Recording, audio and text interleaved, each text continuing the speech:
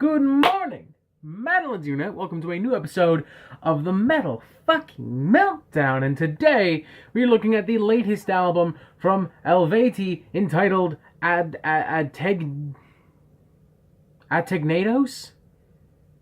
Sure, fuck it, that works. Yeah, the band name is tough enough already. Let's also make the fucking album title as impossible as possible. There's a tongue twister for you. I've never paid too much attention to this band, but I've always enjoyed their works as I've heard them. They're very pretty, they're very well arranged, they've got a lot of great melodies, a lot of great ideas. It just never quite sticks with me, and as a result, I never quite have a reason to come back to it. Clearly, I'm in the minority. This is an insanely popular band. Every time they come through Toronto here, the shows sell out. People tell me so much about how much they love this band, and, you know, this is their favorite record from them, and blah, blah, blah. Now, it's been a long time since I've actually heard a full album from this band, so with all of that in mind, I went to this with quite a bit of optimism, actually. I figured, you know, there was a lot of stuff I liked about this band before, and now I'm older, and I can see it with a different viewpoint, and maybe I can see what other people are talking about, and I can consider what they're seeing, and, you know, maybe that'll help. Maybe that'll all come together to help me really enjoy this album. And I'd mostly say that that's true. Now, granted, I'm not sure how much value this statement has. Take it with a grain of salt, considering I don't have a ton of knowledge about this band.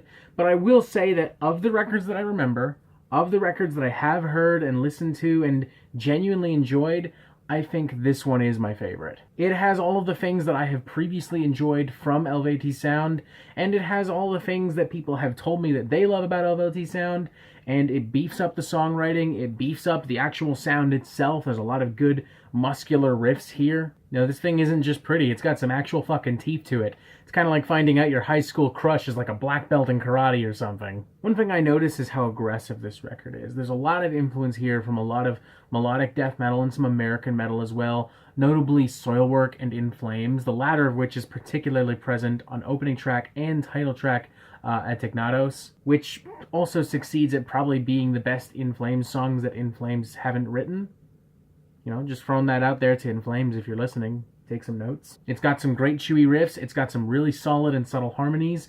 Near the middle of the track, there are some great folky breaks that add a little bit of atmosphere. A lot of the prettier elements of Eluveitie sound start to come into play, and eventually it all merges into a pretty satisfying folk metal menagerie, ending on a dramatic note with some wailing strings and some really dry, hoarse vocals. Normally vocals that sound this dry and hoarse would bother me. Take, for instance, the Asthma Castle record, where I commented that I think I just want to sit this guy down and get him a glass of water. I still kind of feel that way here, if we're being honest, but I think it works better here because it adds a genuine contrast to the prettier, more melodic and folk-like elements of this song and the rest of the record. A strong realization of the often joked Beauty and the Beast vocal style. A dynamic that carries through the rest of the album and is just as successfully implemented, take for instance on songs like Rebirth, The Slumber, as well as on the track Worship, which opens on some pretty atmospheric chimes, before launching into some blackened extreme metal flourishes, almost hearkening to, I think, the last Behemoth record, I Loved You at Your Darkest. Although those of you who do prefer the pretty folk melodic metal side of Eluveitie, don't worry, there are still plenty of songs where clean vocals are highlighted quite nicely and are in the forefront of the sound. These clean vocals are performed by Fabienne Ernie on the record. I'm sorry if I'm mispronouncing her name incorrectly. And she is an immediate draw all throughout the record. Anytime she takes over a melody, takes over a hook from the other singer, Kreigel, and for that matter, whenever she generally appears on the record, she kind of steals the show. Everyone sets the stage up for her quite nicely, and she always delivers a really strong, soulful, melodic hook. It is a bit of a cheap trick, I would say, sometimes to rely on her for those big moments, but it is a trick that works. And when she takes over most of the vocals in any given track, she dominates it. Take, for instance, in many of the album's interludes and instrumental sections, with some soft-spoken word vocals that she used to very subtly add atmosphere to give everything a little bit of a spooky edge. Or most notably in tracks like Bereave and Eclipse, two tracks near the end of the record that have a lot of drama behind them, a lot of weight behind them, a lot of gloss, a lot of pop glean, without detracting from the metallic vibe, without retracting from, you know, the metal. The track Eclipse also makes for a really great closing track with some soft-spoken melodies, modeled after the Irish folk song I Am Stretched on Your Grave. Honestly, this album's only real problem, in my opinion, is that there's just so much going on that not all of it hits as hard as it clearly wants to hit. It's no one's fault. I think it's just a matter of maybe this album going on a little bit too long than it needs to be. The album is an hour long, it's got 16 songs, there's a lot of interludes, and there's a lot of songs that frankly follow the same paths and have a lot of the same tricks and ideas. They're all well executed, but shaving maybe 10 minutes off, I think would have made a huge difference. However, despite that, I'm going to give this thing a 3.5 out of 5. I thoroughly enjoyed this album, even when it was maybe stretching on a bit too long, and even when it was maybe starting to repeat itself and starting to feel a little dry.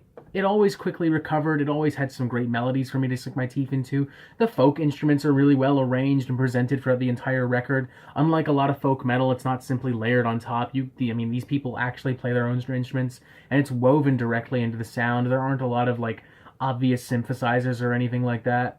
There's no arguing that it is legitimately an extremely well-produced album with almost a pop-like gloss to it. I kind of get the vibe, though, that this is one of those records that you might already need to be initiated with the band to really enjoy.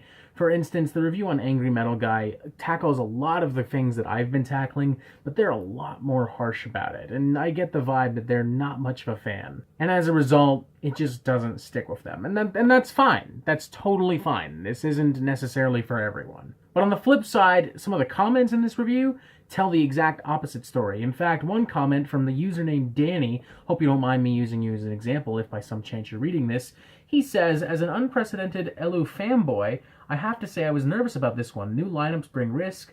Evocation 2 was cool but inessential. That said, this record has completely relentlessly knocked my socks off. The songs are varied yet consistent, the performance is spectacular, and the folk melodef mix is on point.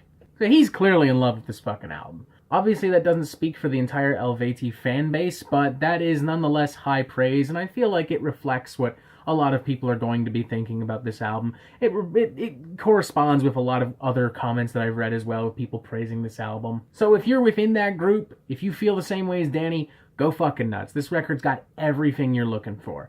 I'm ultimately just looking for something a little bit more trimmed down and a little bit more vibrant and experimental, shall we say. And that just boils down to personal taste. I still, with all that in mind, did enjoy this album, and I would recommend it, particularly to people who maybe aren't super into folk metal, because it's got a good mix of everything here. 3.5 out of 5, a really good record. Thinking I might have to start paying more attention to this band. We'll see. And that is it for the Metal Meltdown. I'm not an expert, nor do I claim to be, so what do you think? Do you like this record? Do you not like this record? And what do you want to hear from me next? Thank you for watching. Make sure you press subscribe so you get updates on Metal Meltdown fucking immediately, and you have yourself a fantastic fucking day.